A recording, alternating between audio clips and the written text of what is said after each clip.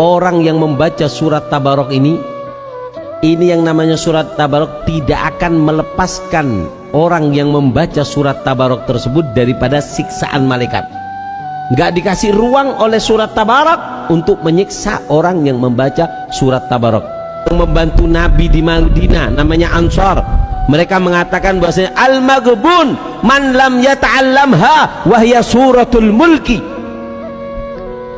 Sungguh bodoh sekali orang yang nggak mau belajar atau mengamalkan daripada membaca surat Tabarok ini. Kenapa? Karena itu surat akan kamu banggakan wahai orang-orang pendosa nantinya di alam kubur, yang akan menjaga kamu daripada siksa kubur. Surat Al-Mulk, hadis dari Abdullah ibnu Mas'ud, 30 ayat dibaca malam menyelamatkan dari azab kubur. Itulah dia, tabarakalladzi biyadihil mulk wa huwa ala kulli syai'in qadir alladzi khalaqal mauta wal hayata liyabluwakum ayyukum ahsanu amala. Kalau dibaca surat Al-Mulk itu kita sadar kenapa aku masih hidup sampai hari ini. Alladzi khalaqal mauta, Allah menciptakan mati. Wal hayata, Allah menciptakan hidup. Kenapa aku bisa hidup tak kena Covid? Kalaupun kena tak jadi mati. Bukan karena hebatnya obat, tapi karena liyabluwakum ayyukum ahsanu amala. Allah masih memberi kesempatan untuk beramal. Orang yang sering dan mencintai surah Al-Mulk, maka Allah akan jaga jasadnya di alam kubur. Setiap waktu dapat cahaya, cahaya, cahaya, cahaya. Ada yang senang dengan surah Yasin, ada yang senang dengan Al-Waqi'ah, dibebaskan dari kefakiran oleh Allah Subhanahu wa taala. Yasin didekatkan dengan Rasulullah sallallahu alaihi wasallam. Maka ini silahkan Yasinan, Baqarahan, Al-Kahfiyan, Al-Mulkan, An-Nisaan, ya semua ada faedahnya, ada fadilah dalam surah Al-Quran. Orang yang senang dengan surah Yusuf dibebaskan dari kesedihan. Makanya ulama para pakar tafsir mengatakan, kalau anda sedang gelisah, sedang sedih, di kantor ada masalah, di rumah ada persoalan, jangan bikin status, bahkan selesai. Tak kusangka engkau seperti itu adanya. Oh, nyangka. Buka mushaf, baca Quran, surah Yusuf, hilang kesedihan. Coba, minimal walaupun solusi belum datang, hati tenang. Hati tenang. Surah An-Nur, ketika anda kaji dan anda bacakan, cahaya Allah datang membimbing kita dalam kehidupan. 30 ayat ini akan memberikan syafaat kepada orang yang membaca sampai diampuni oleh Allah. Jadi ada 30 ayat, kalau orang membacanya, maka orang tersebut menjadi sebab diampuni oleh Allah. Dan bacaan tersebut yang akan memberikan pertolongan. Caranya bagaimana? Jangan bertanya. Yang jelas baca, nanti Allah akan menunjukkan kepada kita bahwasanya ayat tersebut akan berikan pertolongan kepada kita. Apa itu? Wahiyya tabarakalladzi biyadihil mulk, yaitu surat Tabarok. Tabarakalladzi biyadihil mulk. Baca. Bahkan disebutkan dalam satu hadis, mengqara'a, barang siapa membaca kulla lailatin, setiap hari, mana'allahu biha, Allah akan menghalangi orang tersebut karena bacaan ayat tersebut min adzabil qabri, daripada siksa kubur. Siksa kubur seram, mengerikan. Artinya akan diampuni dosa kita gara-gara surat yang kita baca. Baca surat Tabarok yang merutini setiap malam. Ini agak panjang lagi ya. Tadi dikit-dikit Allah falaq minas. Ini naik pangkat dikit-dikit lah. Tabarakalladzi biyadil mulk.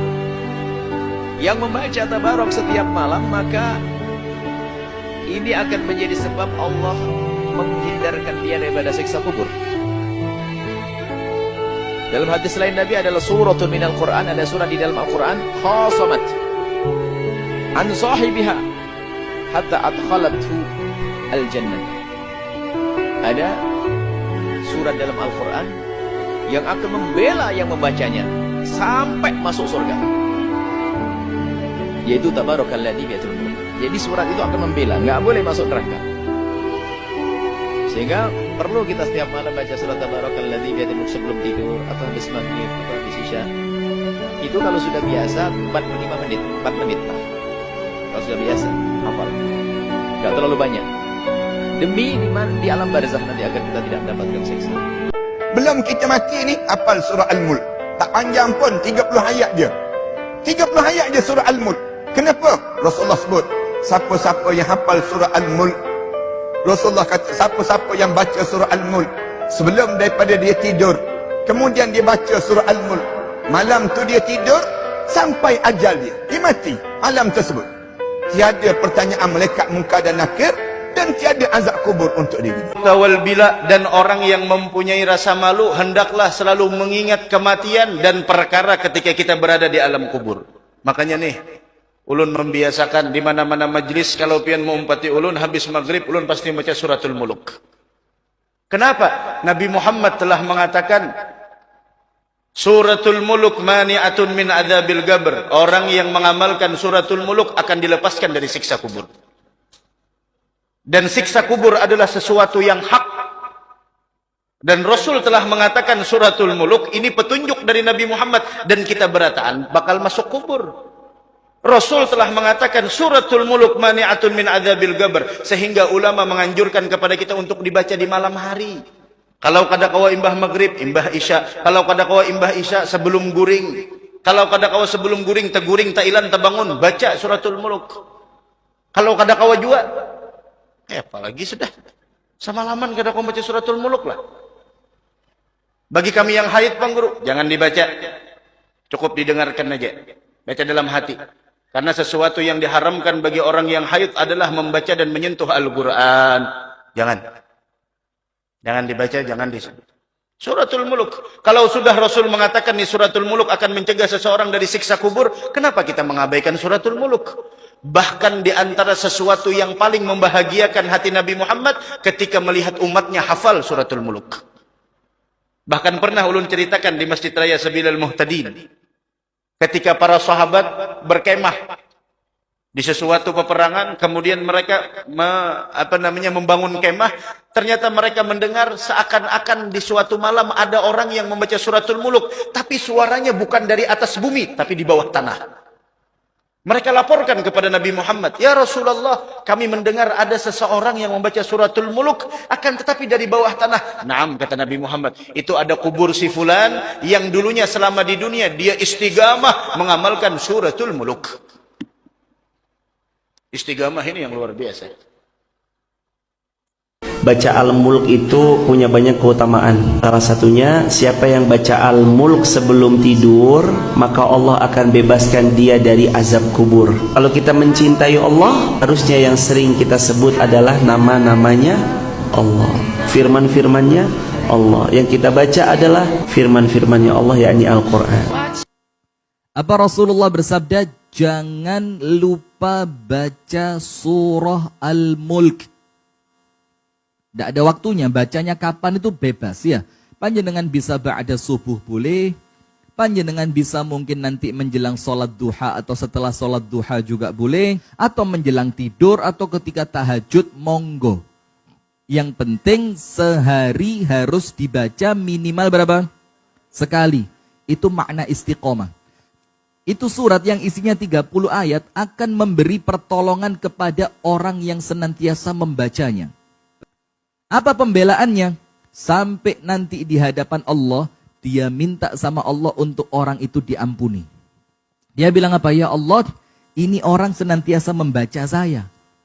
Maka jadikan saya sebagai pemberi syafaat untuknya, ampuni semua dosanya. Dan oleh Allah syafaatnya diterima. Itu keutamaan yang pertama. Apa keutamaan yang kedua? Dalam hadis yang sahih dikatakan, orang yang senantiasa membaca surah Al-Mulk, Allah akan menyelamatkan dia dari azab kubur. Kalau selamat dari azab kubur berarti dapat apa? Nikmat. Panjenengan mau nikmat kubur. Nah, maka ini bahaya, Bu. Ini panjenengan ini sebentar lagi loh. Lah, saya juga sama loh. Baik, singkat cerita, ada orang itu fasik, pas sampai disiksa malaikat, surat Tabarok muncul menjelma sebagai seseorang. Kalau kamu menyiksa orang ini berarti nyiksa saya. Terus berdebat, kata malaikat, ini orang nggak bener, ini orang fasik, saya harus mukuli dia. Kata surat Tabarok, sak fasik-fasiknya aku neng hati ini, kena nyiksa dekne nyiksa aku. Malaikat bilang gini, ya sudah, kita lapor kepada Allah Subhanahu Wa Taala. Lapor, akhirnya surat Tabarok ini cerita ke Allah, ya Allah, ini orang setiap kali datang ke saya dari sekian surat-surat yang ada di Quran, orang ini milih saya. Jika orang ini hafal saya tidak ngefek ke dia untuk tidak disiksa, maka mendingan saya tidak termasuk kitabika, saya tidak termasuk Quran saja. Wong jadi Quran orang iso nyafaati. Terus kata Allah, wis aman. Makanya terus banyak orang ngapalkan surat Tabarok. Ini sekaligus ijazah.